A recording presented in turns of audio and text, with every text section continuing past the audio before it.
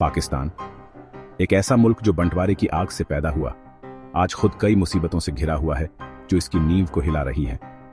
कराकोरम की ऊंची चोटियों से लेकर अरब सागर के किनारे तक हर जगह बेचैनी है। देश आर्थिक मंदी, राजनीतिक उथल-पुथल और लगातार सुरक्षा खतरों के जाल में फंसा हुआ है। इसके संस्थापकों के सपने एक खुशहाल और तरक्की करने वाले देश के अब बहुत दूर और धुंधले लगते हैं। पाकिस्तान की परेशानियों की जड़ में अंदरूनी और बाहरी चुनौतियों का तूफान है। सालों के आर्थिक कुप्रबंधन ने देश को पतन के कगार पर ला खड़ा किया है। बढ़ता व्यापार घाटा, घटते विदेशी मुद्रा भंडार और बेलगाम महंगाई ने आम लोगों की जेब खाली कर दी है। बेरोजगारी, खासकर युवाओं में सामाजिक अशांति और निराशा को बढ़ा रही है। इन सब के अलावा देश की सुरक्षा स्थिति भी चिंताजनक है। पाकिस्तान लंबे समय से आतंकवाद का अड्डा रहा है, जहां चरमपंथी समूहों को पनाह मिलती है। वजीरिस्तान के कबीलाई इलाकों से लेकर कराची जैसे बड़े शहर तक हिंसा का खतरा हर जगह मंडरा रहा है।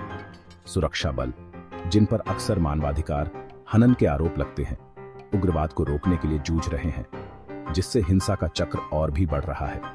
इन गंभीर चुनौतियों के सामने पाकिस्तान एक चौराहे पर खड़ा है।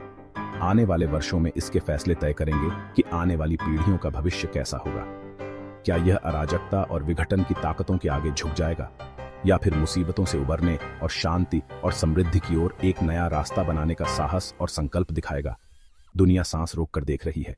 पाकिस्तान का राजनीतिक परिदृश्य अस्थिरता की कढ़ाई जैसा है, जिसमें साजिश, सत्ता संघर्ष और आम सहमति का अभाव हमेशा बना रहता है। यह एक ऐसा परिदृश्य है जहां हर दिन एक नई चुनौती सामने आती है और हर समाधान एक नई समस्या को जन्म देता है। देश में सैन्य तख्ता पलट, धांधली वाले चुनाव और अल्पकालिक नागरिक सरकारों का लंबा और परेशान करने वाला इतिहास रहा है। यह इतिहास न केवल राजनीतिक अस्थिरता का प्रतीक है, बल्कि यह भी दर्शाता है कि कैसे सत्ता के लिए संघर्ष ने देश को बार बार संकट में डाला है। भ्रष्टाचार हर जगह फैला हुआ है, जिससे संस्थानों में जनता का विश्वास कम हो रहा है और आर्थिक प्रगति बाधित हो रही है। भ्रष्टाचार की जड़ें इतनी गहरी हैं कि यह देश के हर कोने में महसूस की जा सकती है, और यह स्थिति सुधार के लिए एक बड़ी बाधा बन गई है। पाकिस्तान की राजनीतिक बीमारी की जड़ में नागरिक और सैन्य अधिकारियों के बीच एक बुनियादी तनाव है। यह तनाव न केवल राजनीतिक स्थिरता को प्रभावित करता है, बल्कि यह भी सुनिश्चित करता है कि कोई भी सरकार लंबे समय तक टिक नहीं पाती। अपनी स्थापना के बाद से देश नागरिक शासन और सैन्य तानाशाही के दौर से गुजरता रहा है।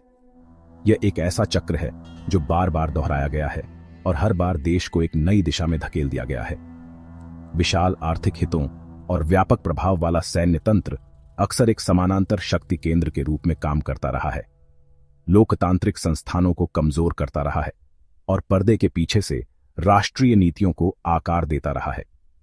यह स्थिति न केवल राजनीतिक अस्थिरता को बढ़ावा देती है, बल्कि यह भी सुनिश्चित करती है कि देश की नीतियां अक्सर जनता के हितों के बजाय कुछ विशेष समूहों के हितों को प्राथमिकता देती हैं। हाल के वर्षों में राजनीतिक अस्थिरता में फिर से उछाल आया है। यह उछाल न केवल देश के भीतर बल्कि अंतर्राष्ट्रीय स्तर पर भी चिंता का विषय बन गया है। अपने उग्र भाषणों और आमूल-चूल परिवर्तन के वादों के साथ लोकलुभावन नेताओं का उदय हुआ है, जिससे समाज और भी बंट गया है।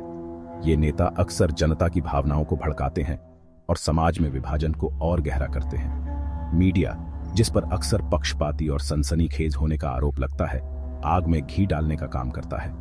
मीडिया की भूमिका इस अस्थिरता में महत्वपूर्ण है, क्योंकि यह न केवल जानकारी प्रदान करता है, बल्कि जनता की राय को भी प्रभावित करता है। अविश्वास और ध्रुवीकरण के इस माहौल में आम सहमति और प्रभावी शासन दूर के सपने जैसे लगते हैं। यह स्थिति न केवल राजनीतिक स्थिरता को प्रभावित करती है, बल्कि यह भी सुनिश्चित करती है कि देश की समस्याओं का समाधान नहीं हो पाता। राजनीतिक अस्थिरता का पाकिस्तान के विकास पर बहुत बुरा असर पड़ा है। यह अस्थिरता न केवल आर्थिक विकास को बाधित करती है, बल्कि यह भी सुनिश्चित करती है कि देश की विकास योजनाएं अधूरी रह जाती हैं। इसने विदेशी निवेश को हतोत्साहित किया है, आर्थिक विकास को बाधित किया है और कानून के शासन को कमजोर किया है। विदेशी निवेशक इस अस्थिरता के कारण देश में निवेश करने से कतराते हैं, जिससे आर्थिक विकास की गति धीमी हो जाती है। जब तक पाकिस्तान एक स्थिर और लोकतांत्रिक राजनीतिक व्यवस्था स्थापित नहीं कर लेता, तब तक अपनी अनगिनत चुनौतियों का सामना करने की उसकी क्षमता बहुत सीमित रहेगी। ये एक लंबी और कठिन यात्रा है, लेकिन यह देश के भविष्य के लिए आवश्यक है। पाकिस्तान की अर्थव्यवस्था कर्ज और निर्भरता के दुष्चक्र में फंसी हुई है। यह एक ऐसा जाल है जिससे निकलना बेहद कठिन हो गया है। दशकों से लगातार बढ़ता कर्ज, कुप्रबंधन और भ्रष्टाचार ने देश पर विदेशी कर्ज का पहाड़ खड़ा कर दिया है, जिसे चुकाना मुश्किल है। हर साल यह कर्ज और बढ़ता जाता है, जिससे देश की आर्थिक स्थिति और भी जटिल हो जाती है। सरकार को अपने बजट का एक बड़ा हिस्सा कर्ज चुकाने में लगाना पड़ता है, जिससे शिक्षा, स्वास्थ्य सेवा और बुनियादी ढांचे में जरूरी निवेश के लिए बहुत कम पैसा बचता है। नतीजतन स्कूलों और अस्पतालों की हालत दिन ब दिन खराब होती जा रही है। वैश्विक आर्थिक मंदी, बढ़ती कमोडिटी कीमतें और कोविड-19 महामारी के विनाशकारी प्रभाव ने स्थिति को और बदतर बना दिया है। लॉकडाउन के कारण फैक्ट्रियां बंद हो गईं और बेरोजगारी बढ़ गई। पाकिस्तान का निर्यात ठंडा पड़ गया है, उसकी मुद्रा का मूल्य तेजी से गिरा है और विदेशी मुद्रा भंडार खतरनाक स्तर तक कम हो गया है। यह स्थिति व्यापारियों और आम नागरिकों दोनों के लिए बेहद चिंताजनक है। देश को अंतर्राष्ट्रीय मुद्रा कोष से कई बार बेलआउट पैकेज लेने के लिए मजबूर होना पड़ा है, और हर बार कड़ी शर्तों के साथ, जिससे आर्थिक विकास और भी धीमा हो गया है। इन शर्तों ने देश की आर्थिक स्वतंत्रता को भी सीमित कर दिया है। IMF के कठोर उपाय हालांकि ड्यूएनची में अर्थव्यवस्था को स्थिर करने के उद्देश्य से हैं, लेकिन आम पाकिस्तानियों पर इनका बहुत बुरा असर पड़ा है। लोग सड़कों पर उतरकर विरोध कर रहे हैं, क्योंकि उन्हें अपनी बुनियादी जरूरतें पूरी करने में भी मुश्किल हो रही है। सब्सिडी में कटौती, करों में बढ़ोतरी और मुद्रा अवमूल्यन ने जीवन यापन की लागत में तेजी से वृद्धि की है, जिससे लाखों लोग और गरीबी में धकेल दिए गए हैं। गरीब परिवारों के लिए यह स्थिति असहनीय हो गई है। बुनियादी सेवाएं प्रदान करने की सरकार की क्षमता बहुत कम हो गई है, जिससे व्यापक असंतोष और सामाजिक अशांति फैली है। लोग सड़कों पर उतरकर अपने अधिकारों की मांग कर रहे हैं। इस कर्ज के जाल से बाहर निकलने के लिए पाकिस्तान के नेतृत्व को बहुत बड़ा प्रयास करना होगा। उन्हें दीर्घकालिक रणनीतियां बनानी होंगी जो देश को इस संकट से बाहर निकाल सकें। निर्यात को बढ़ावा देने, विदेशी निवेश को आकर्षित करने और कर आधार को व्यापक बनाने के लिए ढांचागत सुधारों की तत्काल आवश्यकता है। यह सुधार देश की आर्थिक स्थिति को स्थिर करने में महत्वपूर्ण भूमिका निभा सकते हैं। हालांकि ऐसे सुधारों को लागू करने के लिए राजनीतिक इच्छाशक्ति की आवश्यकता होगी, जो पाकिस्तान के अशांत इतिहास में बहुत कम रही है। राजनीतिक स्थिरता और एकजुटता के बिना इन सुधारों को लागू करना एक बड़ी चुनौती होगी। चौथा भाग, डर के साए में जीना, आतंकवाद और आंतरिक सुरक्षा खतरे। पाकिस्तान का सुरक्षा वातावरण आंतरिक और बाहरी खतरों के जटिल मेल से बना है। यह एक ऐसा देश है जो लगातार अस्थिरता और हिंसा के साए में जी रहा है। देश लंबे समय से वैश्विक आतंकवाद के खिलाफ लड़ाई में अग्रिम पंक्ति में रहा है, जो अफगानिस्तान और उसके बाहर काम करने वाले आतंकवादी समूहों के लिए एक अड्डे के रूप में काम करता है। अफगानिस्तान के साथ इसकी लंबी और कठिन सीमा ने इसे और भी जटिल बना दिया है।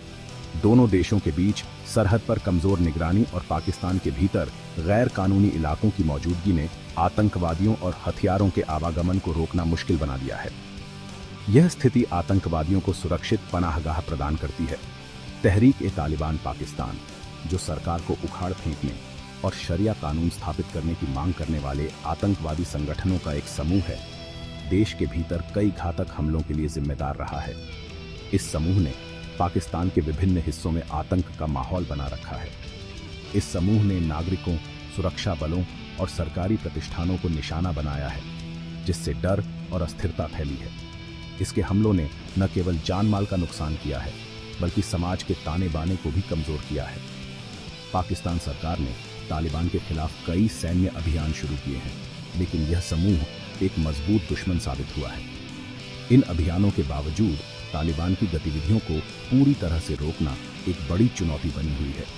तालिबान के अलावा पाकिस्तान को सांप्रदायिक हिंसा, जातीय अलगाववाद और संगठित अपराध से भी खतरा है। ये समस्याएं देश की आंतरिक सुरक्षा को और भी जटिल बनाती हैं। देश में विभिन्न जातियों और धार्मिक संप्रदायों का एक जटिल मौज़ेक है, जिनमें से कुछ राज्य के खिलाफ लंबे समय से चली आ रही शिकायतें रखते हैं। इन शिकायतों ने समय समय पर हिंसक संघर्षों को जन्म दिया है। इन विभाजनों का फायदा चरमपंथी समूहों ने हिंसा और अस्थिरता भड़काने के लिए उठाया है। वे इन सामाजिक दरारों का उपयोग अपने एजेंडे को आगे बढ़ाने के लिए करते हैं। पाकिस्तान में सुरक्षा की स्थिति का जीवन के सभी पहलुओं पर गहरा प्रभाव पड़ता है। यह न केवल लोगों की दैनिक गतिविधियों को प्रभावित करता है, बल्कि उनके मानसिक स्वास्थ्य पर भी असर डालता है। यह विदेशी निवेश को हतोत्साहित करता है, आर्थिक विकास में बाधा डालता है और आवाजाही की स्वतंत्रता को प्रतिबंधित करता है। आर्थिक अस्थिरता ने देश के विकास को धीमा कर दिया है। हिंसा का लगातार खतरा डर और अनिश्चितता का माहौल पैदा करता है, सामाजिक एकजुटता को कमजोर करता है और राज्य में जनता के विश्वास को कम करता है। ये एक ऐसा चक्र है जिसे तोड़ना अत्यंत कठिन है। पांचवां भाग, एक भू राजनीतिक हॉटस्पॉट, क्षेत्रीय तनावों से निपटना। पाकिस्तान दक्षिण एशिया, मध्य एशिया और मध्य पूर्व के चौराहे पर एक रणनीतिक रूप से महत्वपूर्ण स्थान पर है। इस भौगोलिक स्थिति ने इसे क्षेत्रीय भू राजनीति में एक प्रमुख खिलाड़ी बना दिया है, लेकिन इसके साथ ही कई चुनौतियां भी आई हैं। अपने पड़ोसियों, खासकर भारत और अफगानिस्तान के साथ पाकिस्तान के संबंध अविश्वास, दुश्मनी और समय समय पर संघर्ष से चिह्नित रहे हैं। भारत और पाकिस्तान के बीच प्रतिद्वंद्विता, जो बंटवारे के ऐतिहासिक बोझ और कश्मीर पर अनसुलझे विवाद में निहित है, इस क्षेत्र पर एक लंबी परछाई डालती है। दोनों परमाणु संपन्न पड़ोसियों ने आजादी के बाद से 3 युद्ध लड़े हैं और तनाव अभी भी बना हुआ है। नियंत्रण रेखा, जो कश्मीर को भारत और पाकिस्तान के बीच विभाजित करती है, नियमित झड़पों और युद्ध विराम उल्लंघन का एक केंद्र है। अफगानिस्तान के साथ पाकिस्तान के संबंध भी तनावपूर्ण रहे हैं। दोनों देश एक सरहद साझा करते हैं और आपसी संदेह का इतिहास रखते हैं।